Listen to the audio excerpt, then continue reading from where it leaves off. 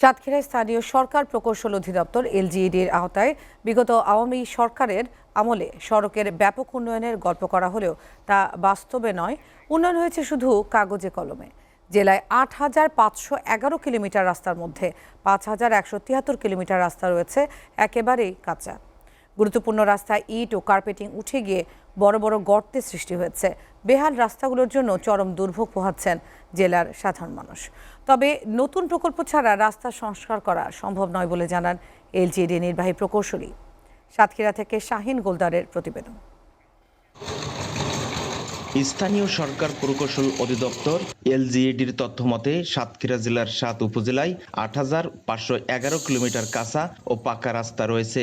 এর মধ্যে ২,০৯৫ কিলোমিটার রাস্তা রয়েছে কার্পেটিং, ১,২৩০ কিলোমিটার রাস্তা রয়েছে ইটির সোলিং, আর মাত্র ১৪ কিলোমিটার রাস্তায় রয়েছে আরসিসি ঢালাই।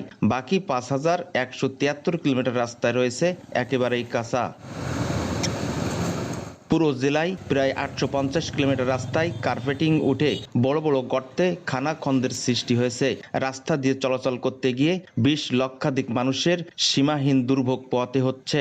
অ্যাম্বুলেন্স আসবে না, অ্যাম্বুলেন্স যাইতে গেলে যদি কোনো গর্ভবতী থাকে তার ডেলিভারি গাড়ির ভিতরেই হবে। আওয়ামী লীগ সরকারের দুর্নীতির কারণে যে রোডগুলো তো হয় নাই, হ্যাঁ, যেখানে ১০ লাখ টাকার কাজ ওরা ৩ লাখ টাকা কমপ্লিট করছে, যে ওই জন্য রাস্তাগুলো আজকে বেহাল দশা। গাড়ির এই যে মোটর ভ্যান আসে, তারপরে পিকআপ আসে, এরা অ্যাক্সিলেটর ভেঙে এখানে পড়ে থাকে। বেহাল রাস্তাগুলোর দ্রুত মেরামতের দাবি জানান জনপ্রতিনিধিরা।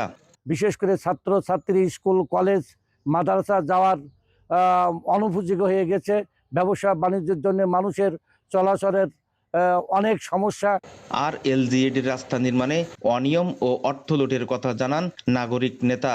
৫,০০০ প্লাস কাঁচা রাস্তা যদি থাকে তাহলে উন্নয়নটা কোথায় হলো? এবং এলজিডির প্রত্যেক বছরে কয়েকশো কোটি টাকা, সেই টাকাগুলা টোটালি তৎকালীন আওয়ামী লীগ সরকারের কিছু লোকজনকে সামনে রেখে এলজিডি এই টাকাগুলো পুরো ভাগবটার এবং লুটপাট করা হয়েছে। রাস্তা সংস্কারের জন্য প্রকল্প প্রস্তাব এলজিইডির প্রধান কার্যালয়ে পাঠানো হয়েছে। অনুমোদন পেলেই দ্রুত মেরামতের কাজ শুরু করা হবে জানান নির্বাহী প্রকৌশলী। এখানে নতুন কোনো প্রজেক্ট ছাড়া এই রাস্তা আসলে বর্তমানে মেরামত করা সম্ভব নয়।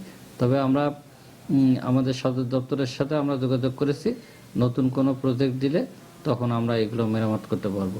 দ্রুত রাস্তাগুলো মেরামতের দাবি জানিয়েছেন স্থানীয়রা। Shahin Goldar, SA TV, Satkhira.